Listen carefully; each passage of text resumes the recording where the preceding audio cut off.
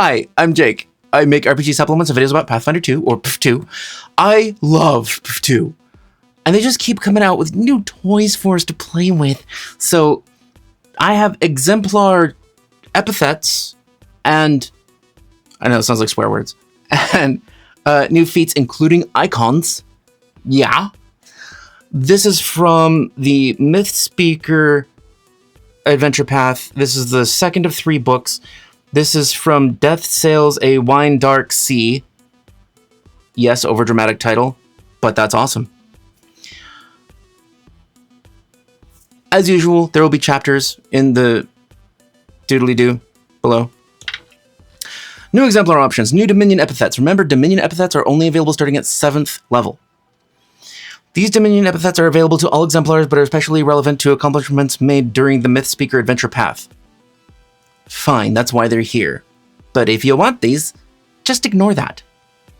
There are 2 new epithets. Their power level is the same as the other Dominion epithets, the 7th level ones, but they just sort of offer a different mix of things and more flavor, so that's always good.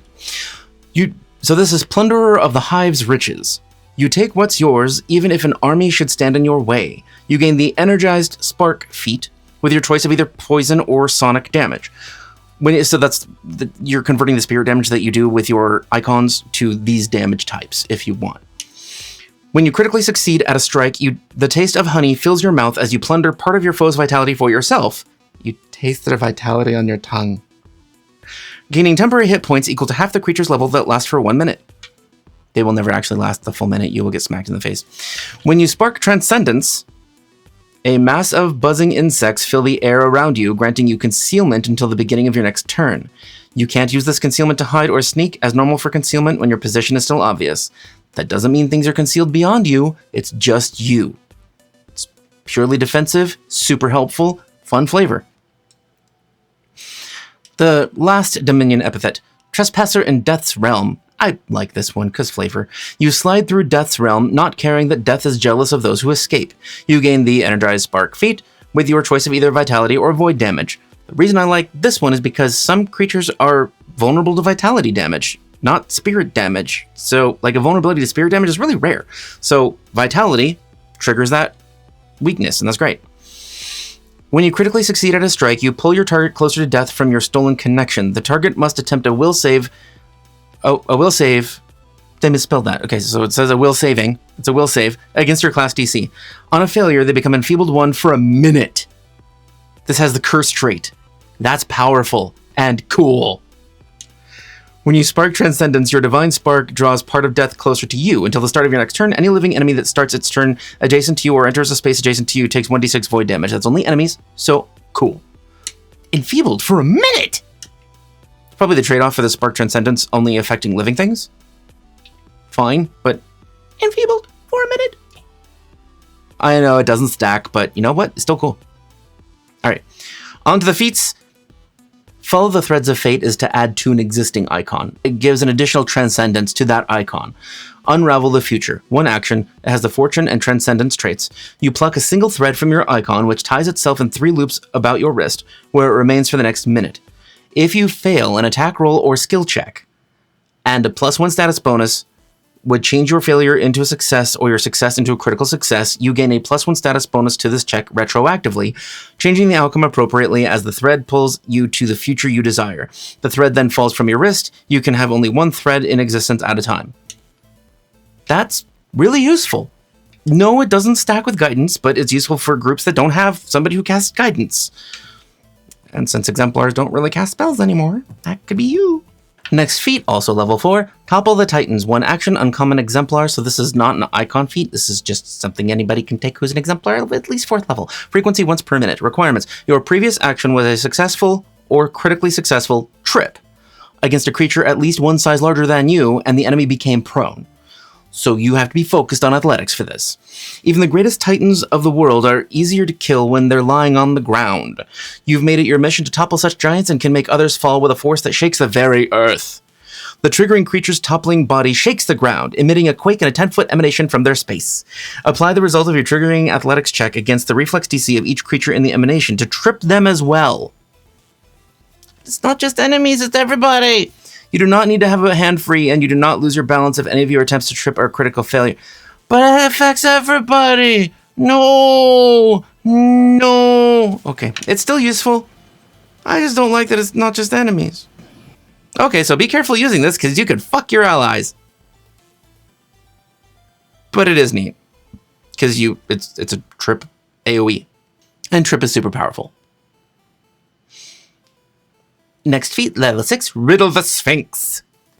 Uncommon exemplar icon, usage imbued into a body icon. You've learned the secrets of the Sphinx's riddles and empowered your icon with them. So again, this is to add to an icon. You gain an additional transcendence for that icon. You can voice these mysteries, and of course that's just an option. You can only do one at a time. You can voice these mysteries, forcing others to overcome them as you did. Transcendence, Tangle in Riddle. One action, auditory mental transcendence. You speak a bizarre koan that transcends language and is understood by only one creature within 30 feet. The target must attempt a will save against your class DC. It's then immune to this ability for 1 hour. Critical success. The target's unaffected, like everything else that's a critical success. Success. The target is stupefied 1 for 1 round. On a success, that's great if they're a spellcaster, because you're only doing this to spellcasters. On a failure, stupefied 1 for 1d4 rounds. It could still just be 1 round. It should just say 4 rounds. Critical failure. The target is stupefied 1 and confused for 1d4 rounds. Holy shit fuck. That's amazing. That's confused. Because you can do this to anybody, and it can screw them hard. You probably only want to target casters with this in case they succeed really well, but confused for 1d4 rounds is great. Super powerful. Level 6. That's neat. Alright, next. Exemplar Feat, level 6, Shield of Stone, uncommon exemplar icon traits, usage imbued into the Mirror Aegis, so that specific icon. Just adds a transcendence. You stole a Gorgon's gaze and trapped it in your icon. I love it. You've learned how to brandish it for your advantage, subduing the rage of the trapped gaze by turning it on your enemies. Transcendence, brandish the Gorgon's gaze. 1 action, Earth, Transcendence, visual effect. You raise your mirrored aegis, though it seems to lose some of its usual luster in favor of the dull sheen of stone. If you shield block a melee attack with the mirrored aegis before the beginning of your next turn, the Gorgon's eyes upon it flash at the triggering creature, who must attempt a fortitude save against your class DC. On a failure, they are slowed 1 for 1 minute as their body partially petrifies. Regardless of the outcome, that creature is temporarily immune to this effect for 24 hours. Why couldn't there be a higher level upgrade to that to also petrify them? It's just slowing. It's still cool. Slowing is powerful. Super powerful. Next feat, level 8, 2 actions as 1,000 soldiers. Uncommon, concentrate, divine exemplar, polymorph. Prerequisites, plunderer of the hive's riches. Oh, so you have to have a specific Dominion epithet for this, and this is not an icon feat, it's just a feat. Frequency, once per hour. Though you may have stolen from the hive, you have nothing but respect for the armies guarding it, and you borrow their strength to overwhelm your foes. Your body transforms into a swarm of bees! Not the bees! You fly up to twice your speed. During this movement, you can pass through any space that would be small enough for a single insect, and your movement does not trigger reaction. 0 swarm! If you pass through an enemy's space, you can inflict a storm of stings that deals 3d4 piercing damage and 3d4 poison damage with a basic reflex save against your class DC. That's just if you pass through it. At the end of your movement, you return to your original form. Okay, that's why. At 10th level and every 2 levels thereafter, the damage increases by 1d4 piercing damage, 1d4 poison damage. Oh, that's fun. Okay, it's not persistent, so it's just damage right then. But you fly up to twice your speed during those 2 actions. That's only once per hour. This has a lot of versatility. This isn't just like killing a bunch of other little creatures, but it is an area effect. It doesn't specifically say it, but this should count as an area effect. Because then you could pass through a swarm space and deal damage to the entire swarm because you're doing an AoE effect. They would take more damage. The way that it's based, the way that it's set up is it's a save, not a roll to hit. So that is an area effect attack. It just doesn't have the area effect tag. So it still should be an AoE.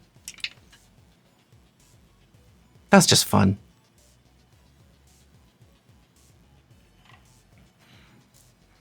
Last new exemplar feat, level 8, forward gaze into life. 2 actions, Uncommon Concentrate, Divine Exemplar, Vitality Void. Prerequisites, Trespasser in Death's Realm, so that's the other new Dominion epithet. Level 7. Frequency once per hour. Despite the constant cold of death at your back, you keep your gaze forward into the realm of life. You release 2 15-foot cones aimed exactly opposite each other, one ahead of you that deals 5d10 vitality damage and one behind you that deals 5d10 void damage, each with a basic reflex save against your class DC. That is awesome! Creatures that critically fail also take 5 persistent damage of the same damage type dealt. It's only once per hour, so it's not overpowered, but it is powerful. You're doing AoE cone. It'd be fun if you're fighting both undead and living enemies. But no matter what, you're going to be able to do it with 5d10 cone. And then they could take persistent damage. That's neat. I would totally take this at 8th level. Come on, you have an AoE as an Exemplar? That's great. Yeah, that's neat. Too bad it's just for Trespasser in Death's Realm, but if you're going the death flavor, that's some deathy flavor there. Cone of death. Double cone of death. Like your breath. Your breath is a cone of death. How'd you do that? It's gassed. I'm not just talking to my belly. So that's what I have for you for Exemplar. I appreciate you being here with me. If you're a patron, thank you for serving the channel every month and helping as often as you do. And whether you're a patron or not, thank you for sharing, liking, commenting, subscribing, doing all the YouTube stuff that helps this channel grow and get bigger. And we're also going to be doing a giveaway at 5,000 subscribers for another D20 chunk. We have a lot of these just lying around. Okay, they're not lying around. They're in prominent places because they're cool. I know, sorry, it's upside down there. If you would like to see some of my build videos, they're here. If you would like to see archetype videos, they're here. Okay, thanks. I'll see you there. Mwah. It's a